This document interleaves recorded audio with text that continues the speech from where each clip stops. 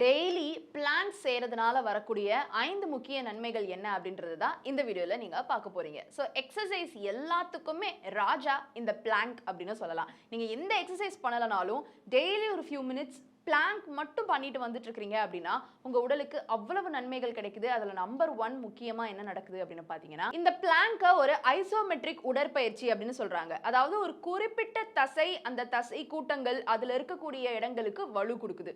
முக்கியமா நீங்க பிளாங்க் பண்றதுனால உங்க வயிற்று பகுதிக்கு நல்லது, முதுகு பகுதிக்கு நல்லது, உங்க தோரணையை வந்து கரெக்டாக்கும், ஒரு சமநிலை உங்க பாடியில உருவாக்கும்.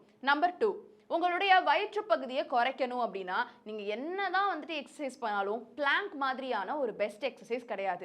இது பார்க்கறதுக்கு என்னதான் ஈஸியா இருந்தாலும் இதை பண்றது ரொம்ப ரொம்ப கஷ்டம். உடல்ல அந்த ஒரு சமநிலை வேணும். அண்ட் ஆல்சோ ஸ்ட்ரென்த் வந்துட்டு கைக்கு வந்து கிடைக்கும். அண்ட் ஆல்சோ தேவையும் படுது. ஸோ இந்த பிளாங்க் பண்றதுனால உங்க வயிற்று பகுதிக்கு ரொம்ப ரொம்ப நல்லது.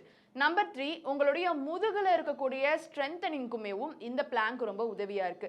முதுகுடைய ஸ்ட்ரென்தனிங்க்கு தேவைப்படக்கூடிய அந்த மசில்ஸ் இருக்கு இல்லையா, அந்த மசில்ஸையும் இது வந்துட்டு ஸ்ட்ரென்தன் பண்ணுது.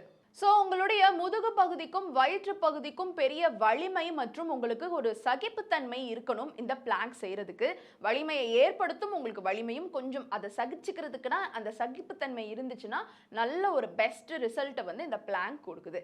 நம்பர் 4, உங்க உடல்ல இருக்கக்கூடிய வெவ்வேறு தசைகளுக்கு நடுவுல ஒரு கணிசமான ஒருங்கிணைப்பை ஏற்படுத்தி உங்க உடலை வலிமைப்படுத்துது இந்த பிளாங்க். நம்பர் 5, இந்த பிளாங்க் பண்றதுனால தசை கொழுப்பை விட அதிக கேலரிஸை வந்துட்டு எரிக்க முடியும். அதனாலேயே உங்க பாடியில இருக்கிற மெட்டபாலிசம் ரேட்டுமேவும் இன்க்ரீஸ் ஆகும்.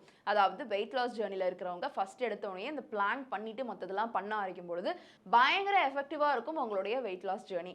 இனிஷியலா பிளாங்க் பண்றது ரொம்ப கஷ்டம். ஒரு 30 செகண்ட் ஹோல்ட் பண்றதே ரொம்ப ரொம்ப கஷ்டமா இருக்கும்.